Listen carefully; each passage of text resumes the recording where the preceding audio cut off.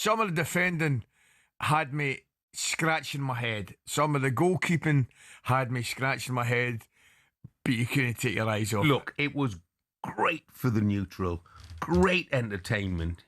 If you're a manager, Oh my goodness. Ruben Amorim, or indeed Andoni Iraola, you must have been tearing your hair out. Oh, United came in 3 up in the first, Easily. whatever it was. Brilliant in the first 35 minutes, Weren't they? something like that. Weren't they? And then Petrovic, I thought, threw both of the goals in the first half. I thought he was to blame for both of them. I mean, he was obviously to blame for the second one. Do you know, oh my, I shouldn't be laughing.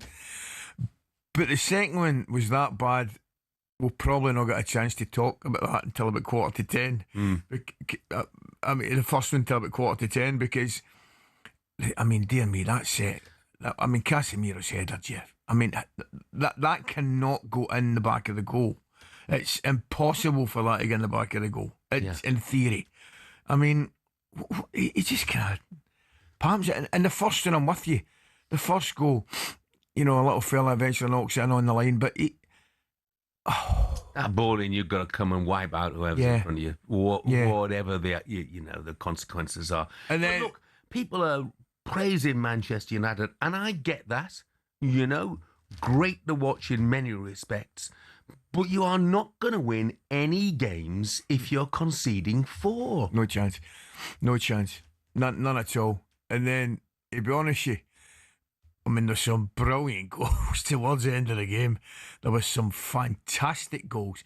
I mean, Fernandes' free kick, which should never have been a free kick, incidentally, the wonderful strike of the ball. Yeah. Wonderful strike of the ball.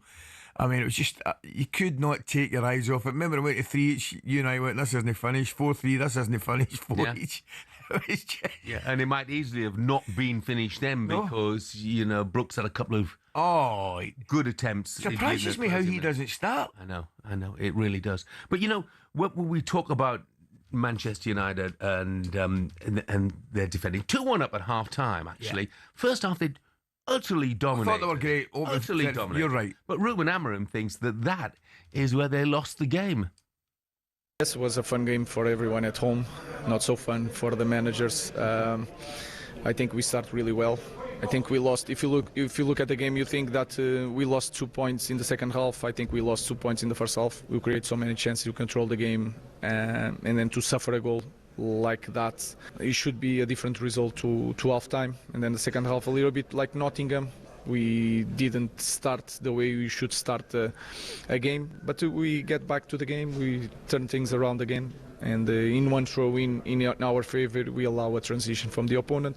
So I think if you look at the last games at home, some details we had everything to win the games, but some details we managed to lose a lot of points.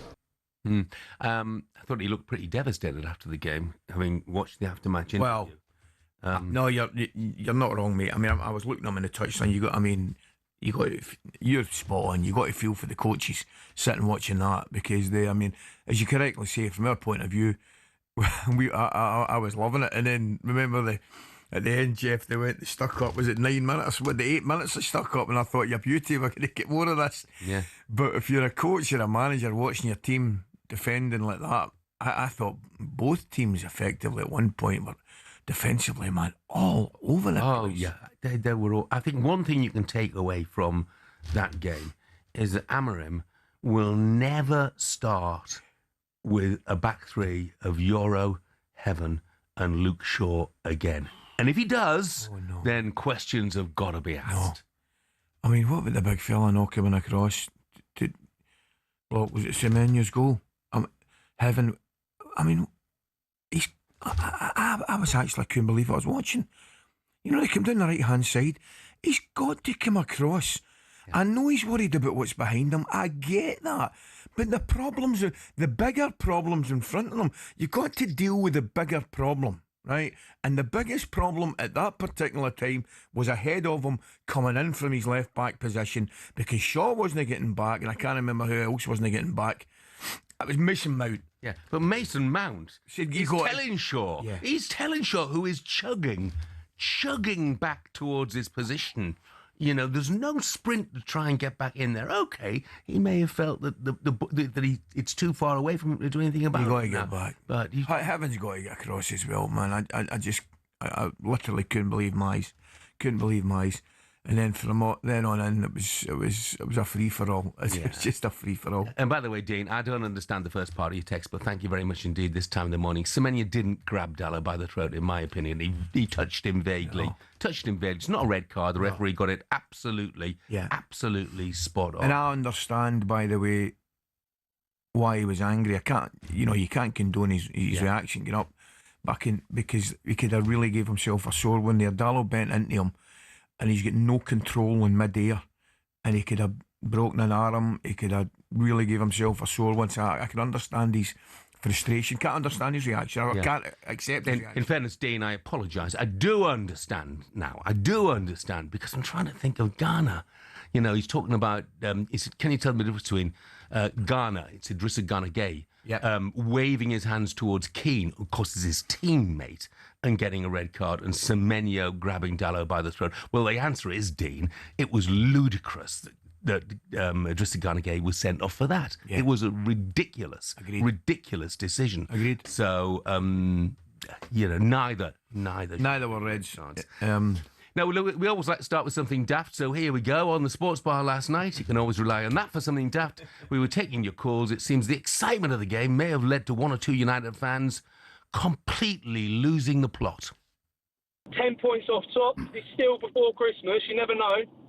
Never know what? Never know what? Hold on. Whoa. You're not challenging for the title, are you? Well, you never know. Arsenal. No, come on, Tom. No, come Tom. on, Jace. No, Tom.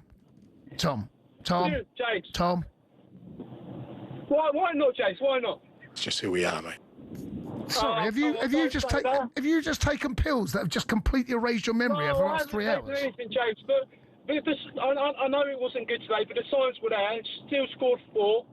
If we shore up that defence... No, sorry, Tom. Are you saying that Manchester United can still win the title? James, you know what? I am saying that, but no... You conceded 26 goals in 16 games. 26? Is that it? Oh, mate, when you say it like that, it doesn't sound too good, Jay.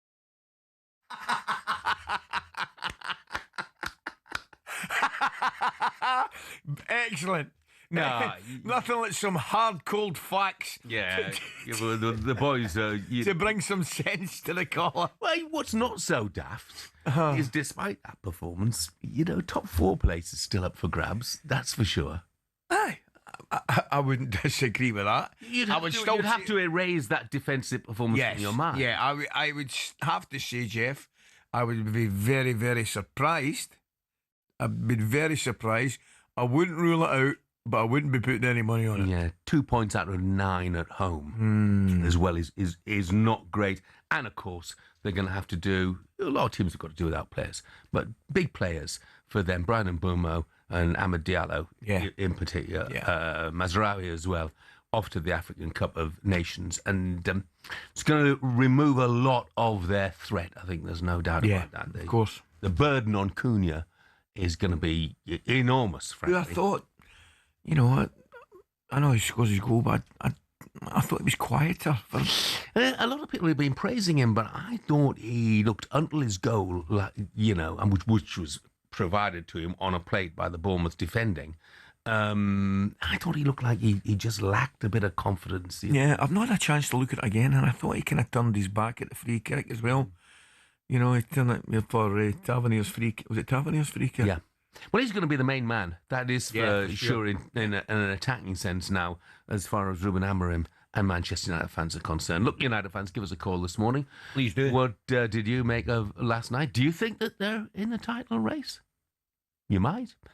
Can you be happy with conceding 4 goals at home? 03717 223344, let us know.